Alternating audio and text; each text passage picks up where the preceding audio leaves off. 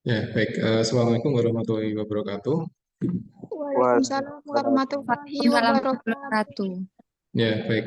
Selamat siang teman-teman semuanya. Hari ini adalah pertemuan pertama setelah UTS kemarin. Ya. Jadi kemarin kita sudah melaksanakan ujian tengah semester, ya. Jadi hanya 20 soal.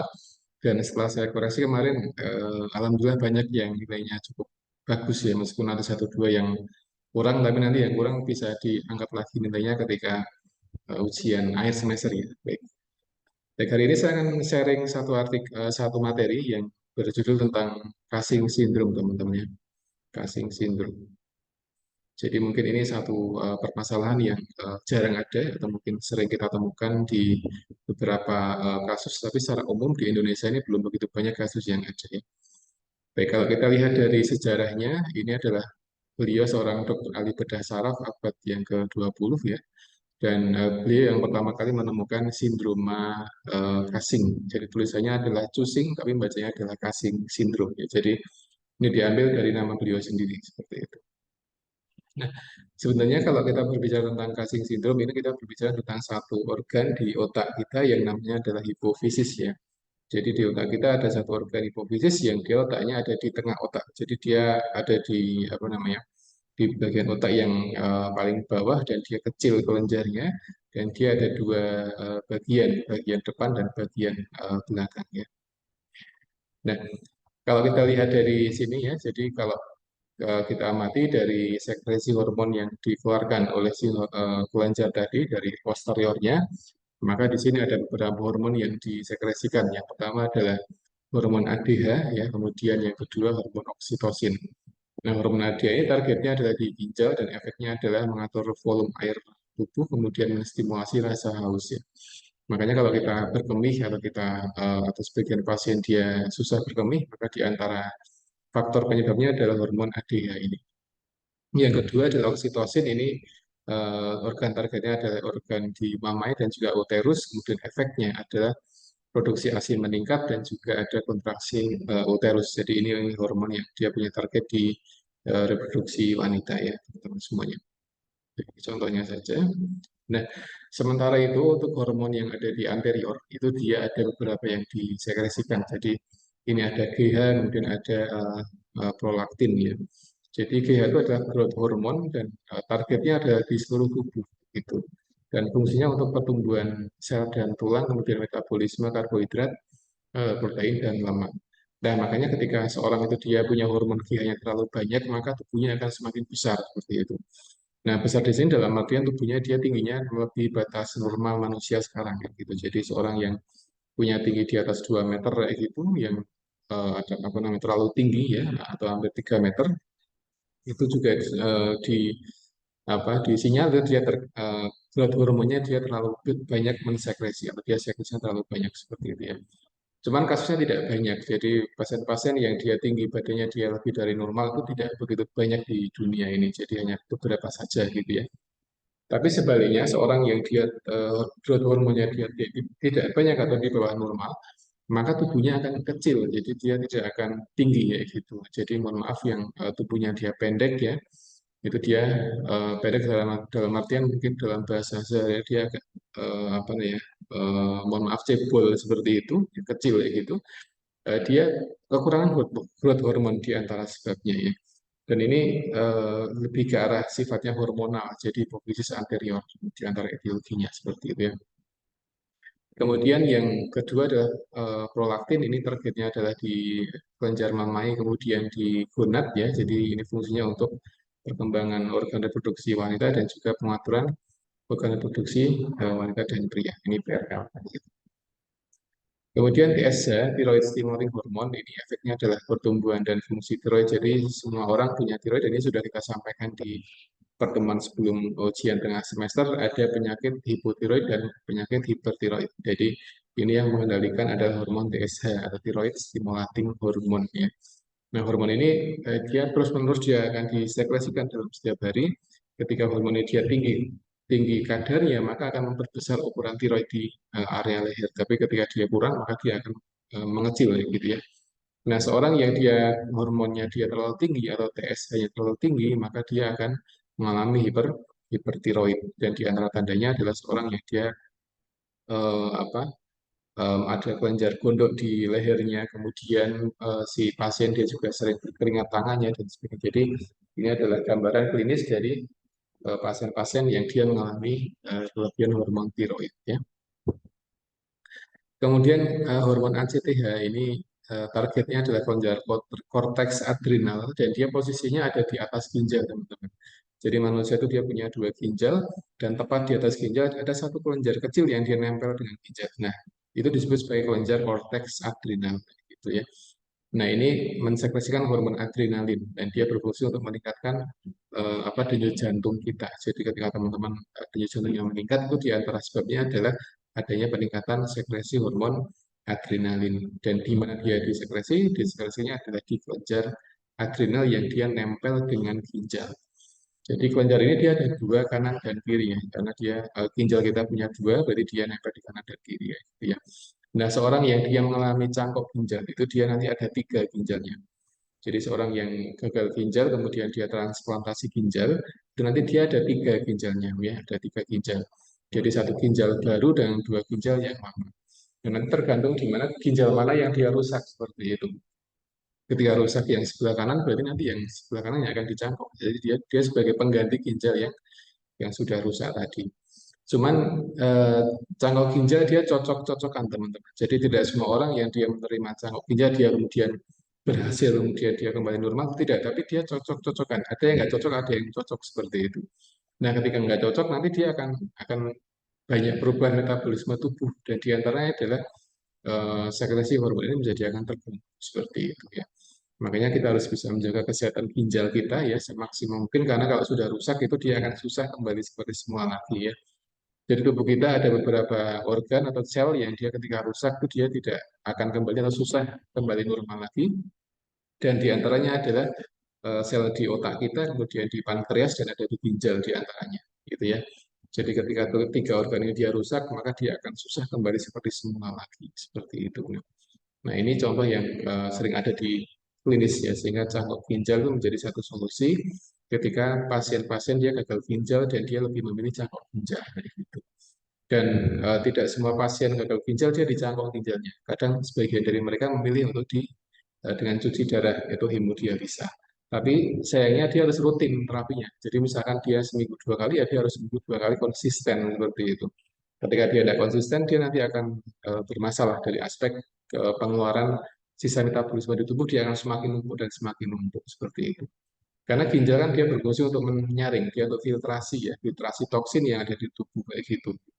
Sementara dalam setiap hari, seorang itu dia akan terus bermetabolisme sehingga banyak toksin yang harusnya dia dikeluarkan seperti itu. Dan di antara metode pengurangan toksin adalah dengan berkemih ya. Jadi berkemih itu adalah salah satu metode terbaik untuk mengeluarkan toksin dari tubuh kayak gitu. Dengan pipis atau berkemih ya kayak gitu. Ketika seorang dia bermasalah ginjalnya, berarti hampir semua toksin dia tidak bisa keluar dari dari tubuh si pasien tadi, sehingga toksinnya akan numpuk di badan kayak gitu. Nah, ketika numpuk di badan semakin banyak, maka dia bisa kemana-mana larinya.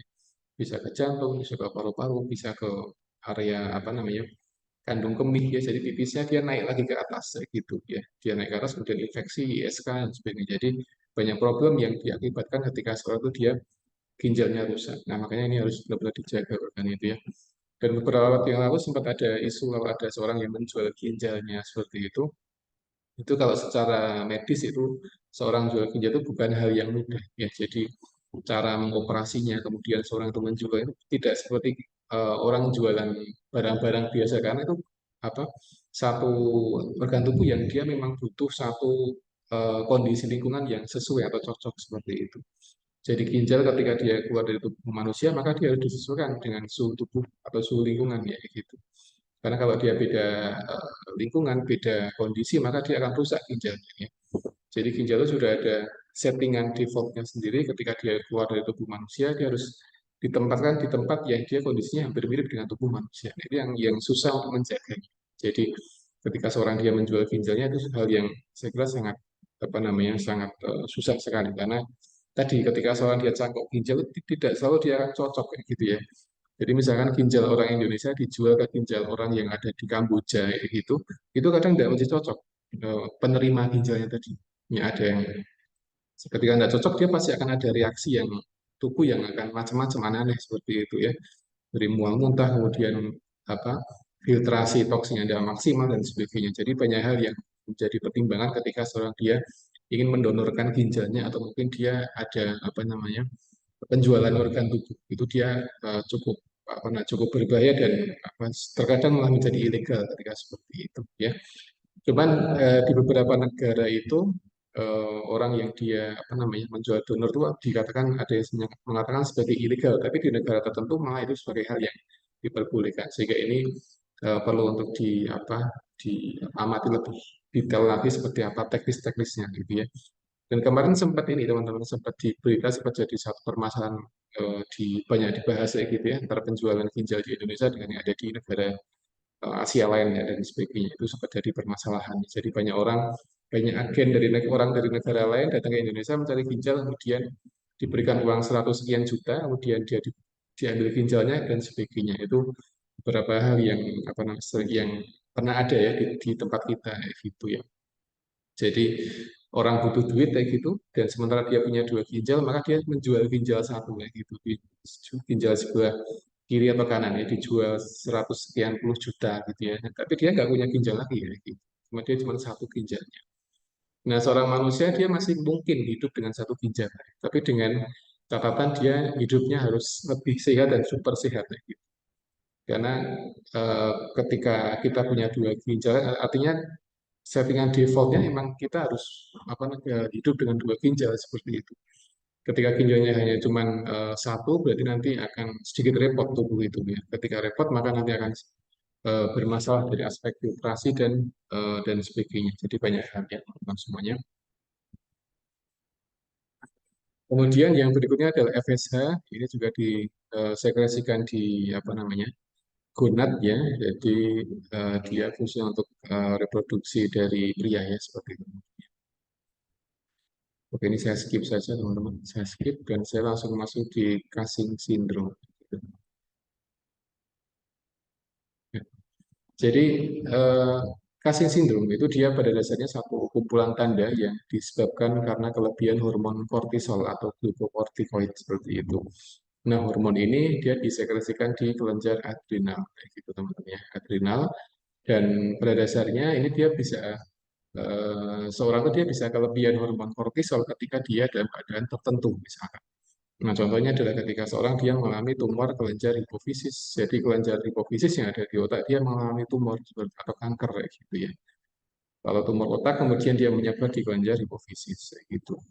Nah, ketika dia punya tumor, kemudian nanti akan ada peningkatan produksi ACTH tadi yang saya sampaikan di awal. Nah, ketika berlebihan maka akan ada pembesaran kelenjar adrenal karena dia targetnya ada di kelenjar adrenal. Akhirnya kortisolnya dia meningkat seperti itu. Nah, sumber yang pertama adalah ketika dia datang dari tumor yang ada di apa namanya kelenjar ini teman-teman apa namanya kelenjar yang ada di hipofisis kayak gitu ya. Dia ada tumor atau dia ada tumor otak atau kanker otak, ya tumor otak kemudian dia menyebar di area hipofisis, akhirnya apa namanya hormonnya dia akan meningkat sekresinya dan akhirnya juga meningkat sekresi kortisolnya. Jadi ini penyebab yang pertama dari tumor yang ada di hipofisis gitu ya. Nah, yang kedua adalah tumor yang ada di kelenjar adrenal. Jadi kelenjar adrenal itu dia ada eh, tumor kayak gitu ya, atau mungkin cancer kayak gitu. Nah, ketika ada tumor maka menyebabkan pembesaran kelenjar adrenal dan ikut memproduksi hormon kortisol, gitu. Sehingga jumlahnya dia menjadi meningkat. Ini yang etiologi yang kedua. Tadi yang pertama ada tumornya ada di otak, kemudian apa namanya otaknya dia atau hipofisisnya itu dia mensekresikan hormon ACTH berlebihan, akhirnya dampaknya adalah kortisol dia meningkat. Itu yang pertama. Kedua, ini berbeda lagi. Sama-sama tumor, tapi dia beda lokasi. Yang pertama dia ada di hipofisis, yang kedua ada di adrenal tadi. Jadi adrenal adalah satu kelenjar yang dia nempel di ginjal, yang dia berfungsi mensekresikan hormon kortisol. Itu singkatnya seperti itu. Ya. Nah, kortisol itu dia berfungsi untuk menjaga metabolisme tubuh manusia secara umum seperti itu. Ketika kortisolnya dia meningkat, maka dia akan mengalami yang namanya Cushing syndrome. Jadi ini yang ada seperti itu teman-teman ya. Nah, kemudian yang ketiga adalah tumor atau keganasan atau kanker yang ada di daerah lain atau tubuh yang lain, tapi dia menyebar sampai di kelenjar adrenal. Jadi mungkin pasien dia mengalami kanker paru-paru, sehingga dampaknya adalah kankernya dia menyebar ya, dia sudah stadium lanjut, menyebar sampai ke adrenal, dan akhirnya adrenal dia meningkatkan hormon kortisol seperti itu. Nah, kortisol itu dia meningkat ketika ada stimulasi, teman-teman. Jadi hormon yang kita punya di badan kita itu dia akan meningkat sekresinya ketika ada stimulasi yang tidak biasa. Nah, yang ketiga ini adalah karena stimulasi yang tidak biasa yang dia berasal dari kanker, kanker dari tubuh, organ tubuh yang lainnya. Nah, ketika dia meningkat, maka apa namanya, dia akan sekresikan hormon kortisol dan akhirnya pasien dia mengalami Cushing syndrome ya. Jadi itu. Nah, kasus yang pertama ini terapinya adalah dengan dioperasi atau dihilangkan kelenjar atau tumor yang ada di kelenjar hipofisis tadi. Ketika dioperasi, sudah dioperasi, berarti dia nanti akan secara pelan-pelan akan sembuh untuk Cushing syndrome-nya. Nah, yang kedua ada dioperasi di bagian kelenjar adrenalnya, kayak gitu. Yang ketiga, teknisnya ada dioperasi di bagian paru-parunya, jadi diatasi penyebab utamanya. Nah, ini yang ketiga, teman-teman ya. Nah, kemudian yang keempat ada konsumsi steroid jangka panjang. Nah, ini contohnya obat-obat asma, kayak gitu dia juga punya efek menyebabkan Cushing syndrome, teman-teman semuanya. Jadi, sebagian pasien-pasien asma yang kronis gitu, yang dia sudah konsumsi steroid jangka panjang, itu kadang dia punya dampak apa namanya, menyebabkan Cushing syndrome, seperti itu ya. Cushing syndrome, makanya orang dengan asma itu dia juga diamati, ya, gitu, diamati tanda klinis yang muncul ketika dia sudah asma lebih dari 2 tahun atau lebih dari 1 tahun, diamati, ya, gitu. Ya, biasanya dia akan muncul gejala Cushing syndrome. Tapi tidak semua gejala ada, hanya beberapa saja yang dia alami gejala. Ya, nanti akan saya sampaikan beberapa gambaran gejalanya seperti apa.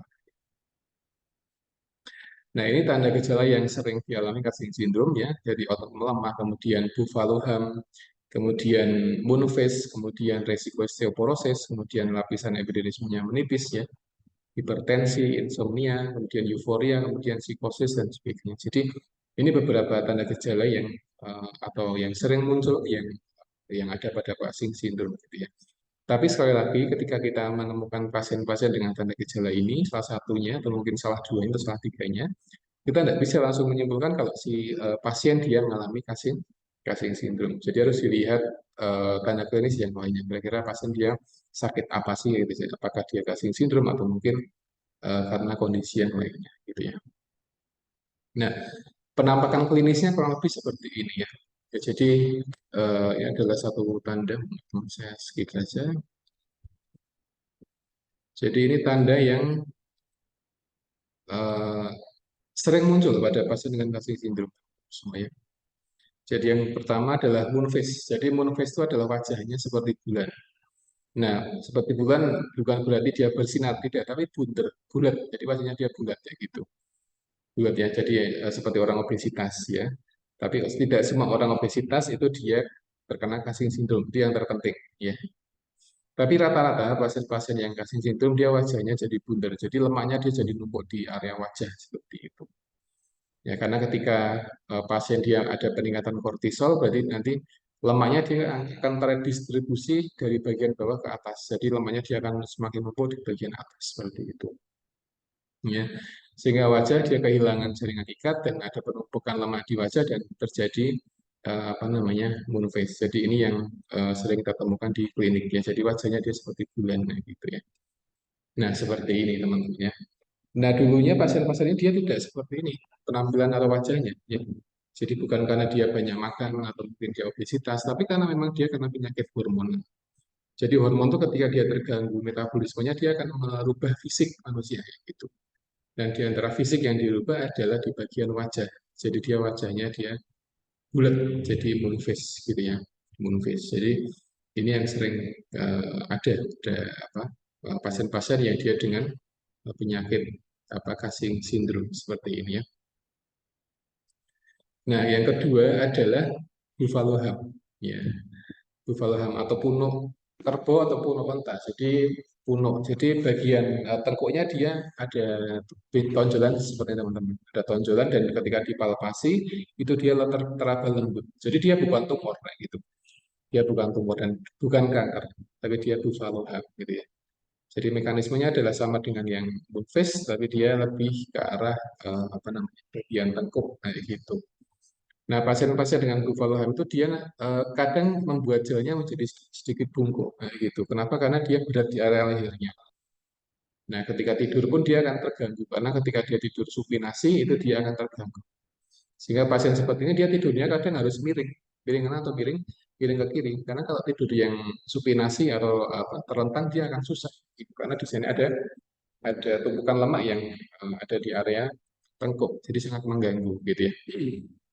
Nah, seorang ketika dia semakin kronis penyakit Cushing syndrome-nya, berarti dia nanti akan semakin banyak gejala yang akan dialami oleh si pasien tadi, seperti itu. Ya. Jadi ini terapinya ya dengan diobati Cushing syndrome-nya. Jadi ini yang nanti yang dioperasi bukan dari buffalo ham-nya, tapi dari penyebab utama dari Cushing syndrome-nya apa? Apakah tumor atau mungkin karena dia konsumsi obat-obatan steroid atau mungkin yang lainnya. Jadi yang diatasi adalah penyebab utamanya, bukan dari tanda gejalanya seperti itu ya.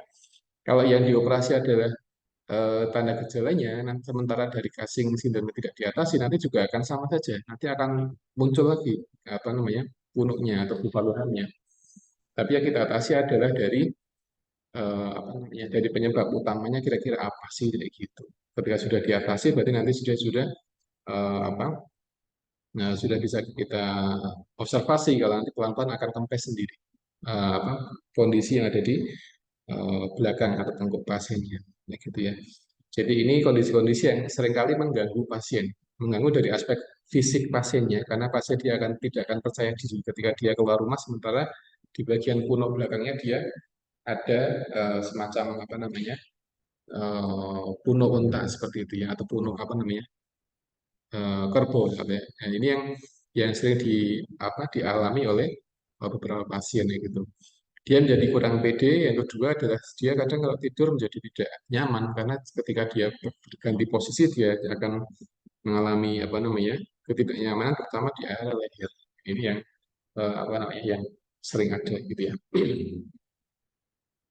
Nah, pada gambar ini pun juga disampaikan, jadi ini bisa terjadi pada pasien-pasien yang dia mengalami HIV.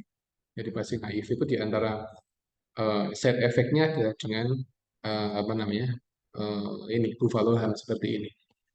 Ya, jadi obat-obatan HIV antivirus itu ketika dia dikonsumsi jangka panjang maka dia bisa membuat orang menjadi seperti ini, kayak gitu ya. Jadi selain pasien dengan Cushing syndrome, pasien dengan konsumsi steroid yang terlalu lama, kemudian pasien dengan HIV, terapi-terapi HIV itu dia juga membuat semacam kondisi semacam ini. Jadi pasien dia seringkali tidak percaya diri ketika dia bergaul dengan teman-temannya, sementara dia punya kondisi tengkuk yang seperti ini ya, seperti itu. Nah ini gambaran lain dari buffalo ham ya, dari usia remaja, kemudian lansia, kemudian anak-anak pun dia juga ada. Jadi tampilannya dia beda-beda. Jadi sekalipun namanya sama-sama buffalo ham, tapi penampakan klinisnya dia beda-beda setiap orang, tergantung berat ringannya Cushing syndrome tadi. Ada yang besar, ada yang kecil. Ini pada anak kecil juga tidak begitu besar ya untuk bunuh angkanya. Jadi yang diatasi adalah dari hormon apa namanya hormon dari kortisolnya. Jadi bukan ini dioperasi tidak, tapi hormonnya diatasi dulu. Ketika hormonnya sudah beres, berarti nanti akan pelan-pelan akan kempes sendiri. Tapi kalau yang diatasi langsung gejalanya, nanti ketika hormon tidak diatasi, maka ya tidak akan maksimal penyembuhannya. Jadi nanti pasien akan tetap akan muncul lagi ketika sudah dioperasi. Jadi yang pertama diatasi adalah dari apa namanya dari hormonalnya dulu diatasi. Nah, ketika itu sudah beres, nah, kemudian akan kempes sendiri di tengkuknya. Jadi seperti itu. Ya. Kemudian yang ketiga adalah obesitas sentral. Ini yang juga sering dialami pada pasien-pasien dengan Cushing syndrome. Jadi orang Cushing syndrome itu dia badannya seperti buah apel teman-teman. Jadi atasnya dia besar, bawahnya dia kecil seperti itu. Jadi ini yang sering ditemukan pada Cushing syndrome. Jadi obesitas sentral ya. Jadi mekanismenya sama dengan stage sebelumnya. Jadi ini karena efek dari hormon sehingga merubah komposisi lemak. Nah, jadi dia tersentral di area tubuh bagian atas dan bagian bawah. Jadi gitu ya. Nah, seperti ini ya. Tapi tidak hanya dari Cushing syndrome saja, tapi banyak sekali penyakit-penyakit yang dia itu menyebabkan obesitas sentral kayak gitu. Jadi di bagian abdomennya itu dia besar kayak gitu ya, karena memang ada beberapa gangguan metabolik. Nah, ini yang harus diperhatikan ketika kita mengkaji pasien-pasien dengan Cushing syndrome. Nah, obesitas dia ada dua teman-teman, ada jenis dua obesitas. Yang pertama obesitas yang upper body obesity, dia mengenai abdominal, kemudian android obesity atau dia sering disebut sebagai android obesity. Yang kedua adalah lower body obesity, jadi dia sering mengenai pada wanita. Jadi kalau yang cowok dia disebut sebagai android obesity, sementara itu untuk yang cewek dia disebut sebagai gynoid obesity, gitu ya. Nah, ini contohnya teman-teman. Jadi kalau yang cowok dia disebut apple obesity ya karena dia seperti buah apel. Ketika seorang cowok itu dia gendut, maka yang apa namanya terjadi seperti ini. Jadi ini ketika seorang itu dia mengalami Cushing syndrome pun juga kurang lebih badannya akan seperti ini ya. Jadi antara perempuan dan laki-laki ketika dia mengalami obesitas ya ada perbedaan ya, perbedaan bentuk seperti ini. Tapi kalau yang cewek itu dia lebih ke arah pear obesity. Jadi seperti buah pir kayak gitu ya, dia berbeda bentuknya. Nah, makanya ini menjadi patokan kita ketika kita mengamati pasien-pasien dengan Cushing syndrome dan diantaranya adalah dengan melihat obesitas sentralnya. Nah, ini sebagai istilah saja. Jadi ada Apple obesity atau Android obesity. Ini bagi yang cowok ya, sementara yang cewek adalah pear obesity atau mungkin gynoid obesity seperti itu. Nah, ini contoh saja ya. Nah, kemudian yang keempat ini tanda yang spesifik pada pasien dengan apa Cushing syndrome. Jadi yang keempat adalah hirsutisme. Jadi cewek tapi dia punya bulu di wajahnya dan bulunya dia tidak sedikit tapi dia banyak dan sangat mengganggu seperti itu. Ini dari aspek hormonal ya. Dan beberapa kasus beberapa seperti itu. Jadi cewek tapi dia di bagian wajahnya dia ada bulunya yang cukup banyak. Ya, nah solusinya jangan dikerok. Ketika dikerok kita akan malah akan semakin tubuhnya akan semakin banyak. Nah, dengan apa terapinya? Terapinya dengan hormonal, teman. Dengan terapi hormonal. Ya, dengan hormonal. Ketika dengan hormonal maka akan lebih lebih maksimal dalam mengatasi rambut tadi, gitu ya. Tapi ketika kita mengatasinya dengan dikerok kemudian menggunakan obat-obat topical terapi untuk menghilangkan bulu ya tetap akan tidak akan maksimal gitu ya hilangnya. Tapi dengan hormonal maka akan lebih maksimal untuk menghilangkan apa namanya menghilangkan bulu yang ada di wajah seperti itu. Nah, perempuan yang dia wajahnya dia berbulu seperti ini ya dia akan cenderung lebih malu ketika dia interaksi dengan orang lain ya. Kalau mungkin kalau seorang muslim mungkin dia pakai jilbab mungkin tertutupi tapi ketika dia non muslim maka akan dia akan lebih kurang percaya diri ketika dia interaksi dengan orang lain. Nah, makanya ini yang harus diantisipasi ya. Jadi ketika kita mengelola pasien dengan Cushing syndrome pun ini tetap kita perhatikan dari aspek psikologis pasiennya. Ketika teratasi apa namanya psikologisnya, maka pasien akan termotivasi kembali untuk bisa aktivitas normal tanpa harus dia malu dengan kondisi fisiknya. Jadi sambil dia konsumsi obat-obat hormonal, maka dia juga harus kita motivasi untuk tetap bersosial dengan orang lain gitu ya. Karena seorang yang tidak bersosial dengan orang lain maka akan meningkatkan stresornya biasanya. Jadi seorang yang dia tidak banyak bergaul dengan orang lain maka terkadang meningkatkan stresornya. Nah, ketika stresornya meningkat, maka akan kurang bagus bagi kesehatan fisik, ya, misalkan kesehatan jantung, kesehatan respirasi, dan sebagainya. Makanya, pasien-pasien dengan Cushing syndrome yang khususnya dia mengalami kelebihan apa bulu di wajah, tetap dia harus kita motivasi, tetap bersosial dengan orang lain. Ya. Zaman sekarang bisa menggunakan masker ya, menggunakan masker atau mungkin alat yang lainnya sehingga dia tetap masih bisa interaksi tanpa dia harus masuk ke orang lain. Ya. Terapinya tetap jalan, sementara itu dia tetap harus bisa berinteraksi dengan orang lain. Gitu ya. Nah ini contoh yang apa ada di beberapa referensi seperti ini bentuknya. Jadi cewek tapi dia eh, berbulu di area wajah, rahang dan sebagainya. Ini kan karena hormonal gitu. Karena dia problemnya hormonal, terapinya juga hormonal. Kalau dibersihkan dengan obat-obatan topikal terapi yang bisa merontokkan itu dia tidak akan maksimal karena sebab utamanya dia tetap ada di akar dan beberapa kelenjar yang ada di area wajah gitu ya. Sehingga terapinya tetap harus dengan hormonal. Ya, jadi ini yang sering membuat seorang pasien Cushing syndrome dia mengalami ketidakpercaya diri ya ketika dia interaksi dengan orang lain. Nah, kayak gini contohnya. Ini kalau dikerok akan semakin panjang, akan semakin panjang, akan semakin lebih lebat lagi. Makanya harus dikurangi, harus diatasi dengan apa? Dengan hormon, gitu ya, dengan hormon-hormon yang tertentu yang dia sifatnya adalah mengcounter atau melawan hormon yang menyebabkan banyaknya rambut pada wajah seperti itu dan sebagainya. Makanya. Kemudian yang berikutnya adalah jerawat. Jadi ini yang juga sering dikeluhkan oleh pasien-pasien dengan Cushing syndrome, yaitu dengan dia wajahnya dia berjerawat ya. Eh, Jerawat ini pada dasarnya ini kayak sepertinya hampir dialami oleh banyak orang, termasuk anak remaja dan sebagainya. Tapi tentunya tidak semua orang yang dia berjerawat itu dia mengenai atau terkena Cushing syndrome. Tertentu saja kasusnya segitu ya.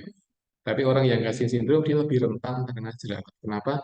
Karena ini apa namanya sekresi minyaknya dia akan berlebihan ketika dia mengalami Cushing syndrome. Jadi ketika seorang dia ada peningkatan kortisol, maka di antara efeknya adalah dia peningkatan sekresi kelenjar lemak seperti itu. Ya. Ketika pasien dia meningkat sekresi kelenjar lemaknya atau kelenjar minyaknya, sementara itu dia tidak rajin cuci wajah, cuci muka ya, maka tetap dia akan menimbulkan apa namanya jerawat kayak gitu ya. Dia menjadi komedo ya sehingga dia akan apa rentan terkena jerawat gitu ya. Nah, sekarang bagaimana pasien-pasien Cushing syndrome yang dia juga rutin facial misalkan, tetap tinggi resikonya, tetap tinggi resikonya ya, gitu. Ini secara tinjauan fisiologis seperti itu, jadi tetap tinggi resikonya. Berbeda dengan seorang yang dia tidak kena Cushing syndrome, tapi dia rajin cuci muka itu akan lebih terjaga area wajahnya. Tapi ketika seorang yang dia kena Cushing syndrome, kemudian dia apa sudah rajin cuci muka atau perawatan wajah, tetap dia akan lebih tinggi resikonya karena problemnya adalah pada kortisolnya yang meningkat seperti itu, ya.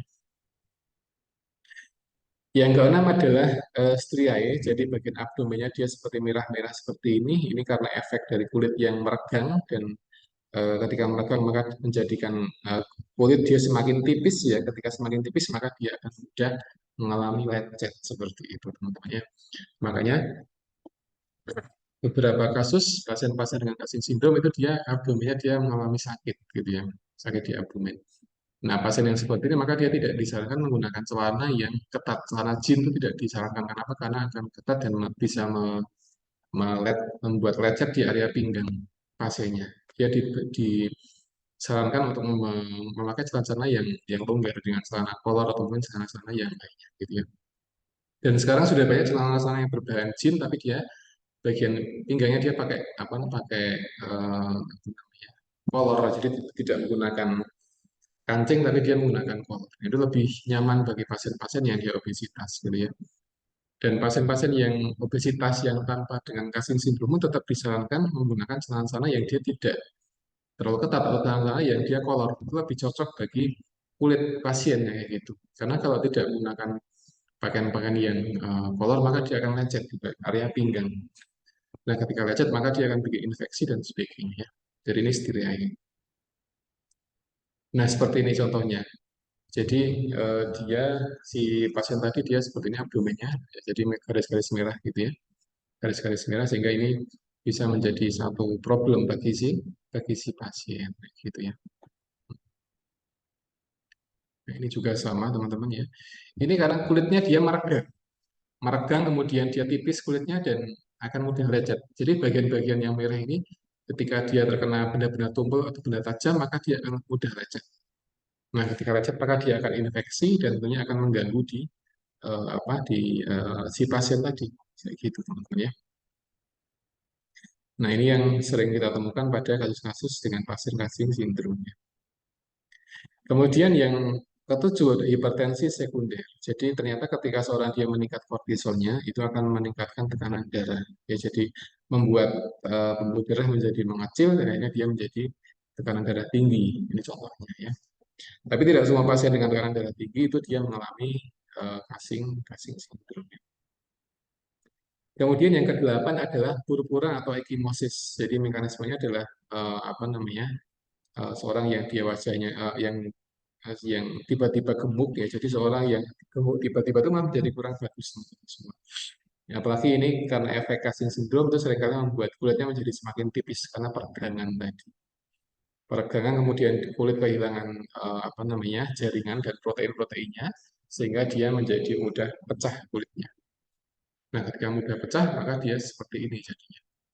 Jadi pasien-pasien dengan Cushing syndrome itu dia lebih mudah mengalami purpura, jadi kulitnya mudah lecet dan lebih mengalami kemerahan-kemerahan seperti ini ya. Yang kesembilan adalah osteoporosis, jadi densitas tulangnya dia berkurang.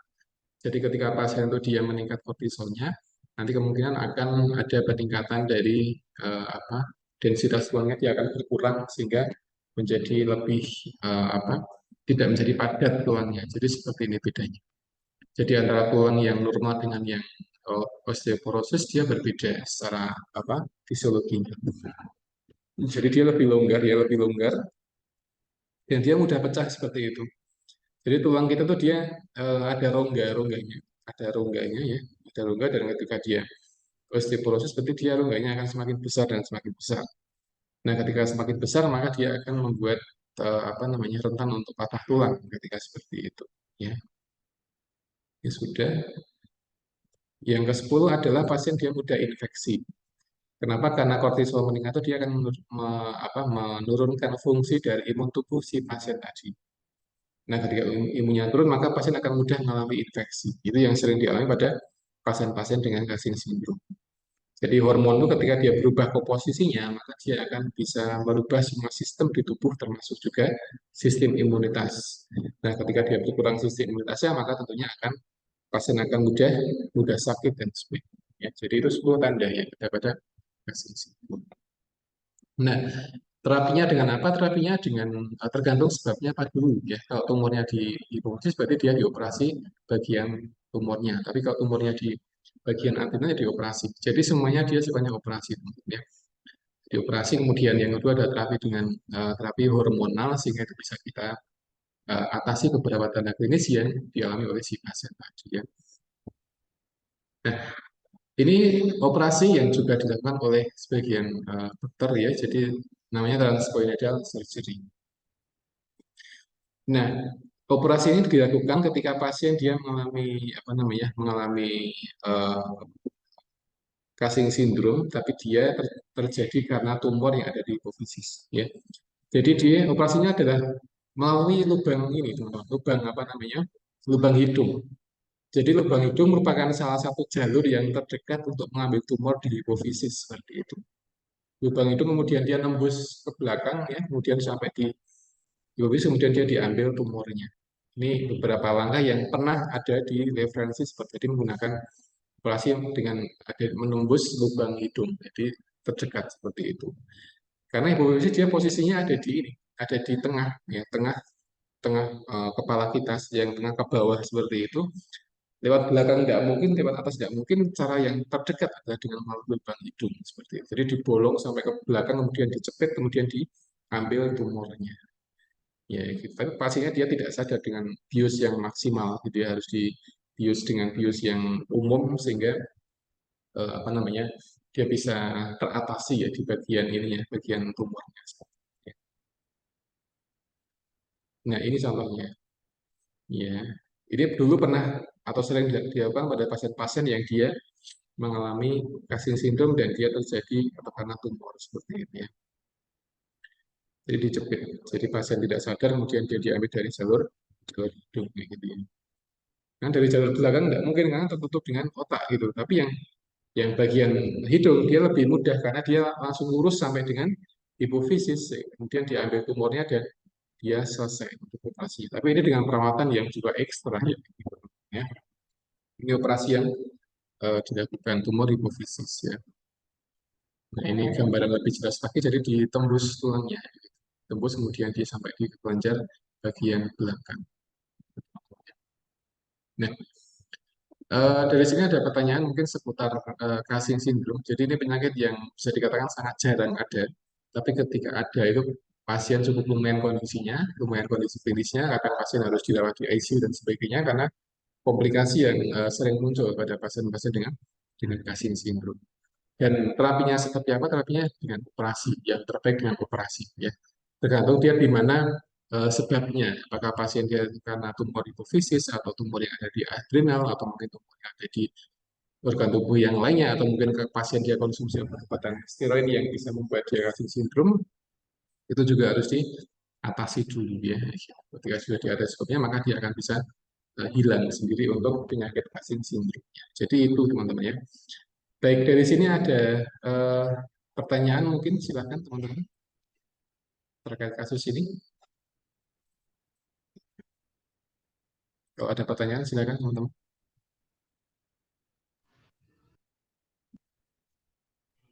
Tidak, Pak. Ada pertanyaan enggak?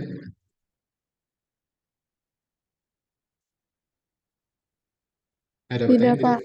Oh, nggak ada. Baik ya. Baik, kalau nggak ada, saya kira cukup teman-teman untuk kuliah yang pertama ya. Nanti jam 3 saya akan membuka Zoom lagi untuk kuliah yang kedua. Nanti kuliah kedua saya akan Pak. menyampaikan tentang penyakit saraf kejepit atau hernia nukleus pulposus. Jadi juga lebih banyak prevalensinya ya di tempat kami atau mungkin di beberapa tempat di Indonesia, sehingga nanti kita bisa sharing ya untuk konsepnya, dan bisa kita sampaikan kepada masyarakat kita terkait penyebab dan juga tata laksananya ya. Baik. Kalau nggak ada Ya, baik, pertanyaan, Pak. saya kira gimana, Mbak Elsa? Iya, baik, Pak. Oh iya, iya. Baik, kalau nggak ada pertanyaan, saya kira cukup untuk kuliah materi pertama, dan nanti Zoom akan saya buka lagi ya di jam 3 insya Allah nanti. Jadi 15 menit, nanti teman-teman bisa ada jeda untuk istirahat dulu, nanti kemudian kita akan masuk di jam ketiga. Baik, terima kasih. Assalamualaikum warahmatullahi wabarakatuh. Waalaikumsalam warahmatullahi wabarakatuh. Ya, oke.